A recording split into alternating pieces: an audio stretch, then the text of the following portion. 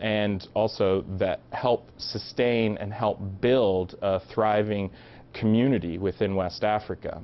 At this time, the cocoa companies, seeing their role as only an innocent purchaser, have decided to remain outside of the actual community building process, providing only small amounts of aid to help build schools or to help build other community development programs, but the aid pales in comparison to the amount of money that they receive from the goods that these farmers produce. I think over the past 5 years, and this on publicly available information, the companies have put back into the Cote d'Ivoirian economy through school building only $5 million, and this over 5 years, while they receive $13 billion each year just on the cocoa itself. So overall, you're talking about something like a $60 billion chocolate industry.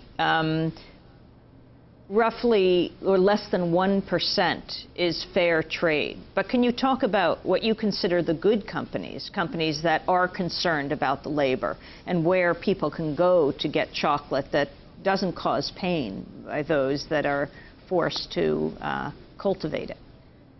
Absolutely.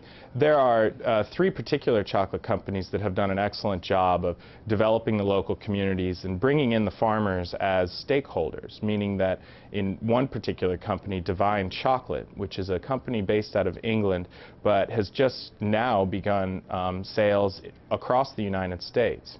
They have entered into a partnership with Kwapo Cocoa, which is a cocoa cooperative in Ghana.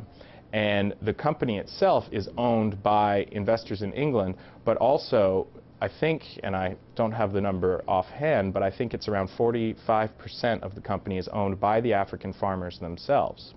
The cooperative is a cooperative of 20,000 farmers who each receive a premium on top of the sale price of the cocoa, so that way they can provide each other microcredit for other types of income earning sources, but also so they can get their children into schools and help develop the local education system.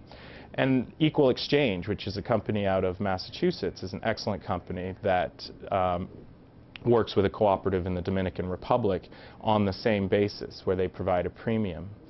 Fair trade companies are growing, and it's good to see that they're growing, because it's a very important aspect of trade, that trade should not just be exacting resources from other countries and exacting labor, but it should also be putting money back into those economies so that they can develop and become less dependent upon their cocoa growing.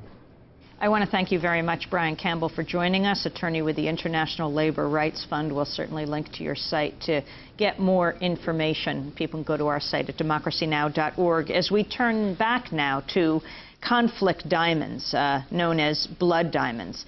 We just played an excerpt of the documentary from the Guerrilla News Network about conflict diamonds that was produced in 2000. But right now we're going to turn to Charmian Gooch in London, who is with Global Witness. Welcome to Democracy Now!, Charmian. And in this last 2 minutes, can you update us? The documentary we reran was from 2000 about conflict diamonds, about the civil war in Sierra Leone.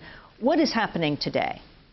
Oh, well, hello, and it's very nice to get the chance to talk about some of these issues, so thanks for inviting me on. Well, I mean, the issue, the problem really is that although worldwide, particularly in Africa, conflicts have decreased, which is obviously a very, very good thing, there are still conflict diamonds out there, as noted by the United Nations, coming out of the Ivory Coast.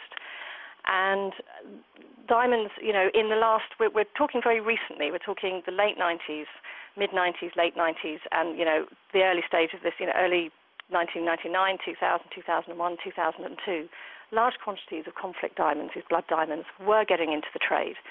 The diamond industry as a whole was doing nothing. It had to be the civil society, the campaigning organizations that protested, and there was a global campaign about this. That led to governments around the world putting together a broad brush process called the Kimberley process, which is broad brush import and export. And the industry as a whole promised that it would put something meaningful in place in parallel, and it has failed to do so completely. And this is our big concern. You know, Global Witness has been working on this. We launched the whole issue and the whole campaign and drew it to the world's attention back in 1998. And since then, we've been working with other groups around the world to try and really push for changes to this.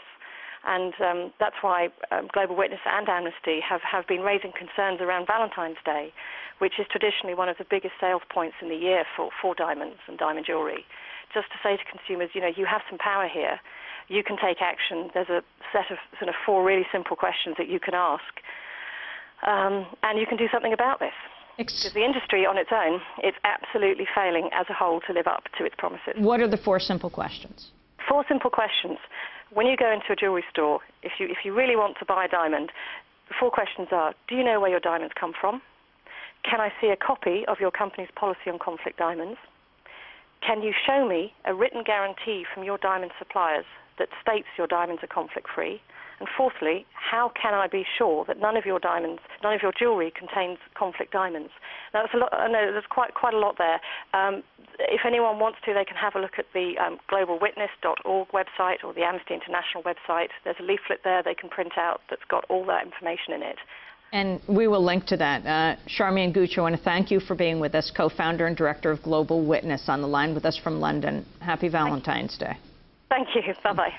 And that does it for our broadcast. Democracy Now! Is produced by Mike Burke, Sharif Abdel-Kaddouche, John Hamilton, Elizabeth Press, Yuru Barichin, Aaron Matei, Jen Yutz, Anna Nagara, Anurada Bhagwati, and Megan Whitney. Mike DeFilippo, Nick Marsilio, Miguel Nagara are our engineers.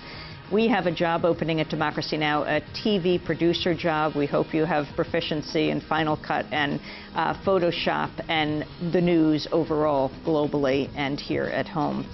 You can go to our website, democracynow.org, email your resume. I'm Amy Goodman. Thanks so much for joining us.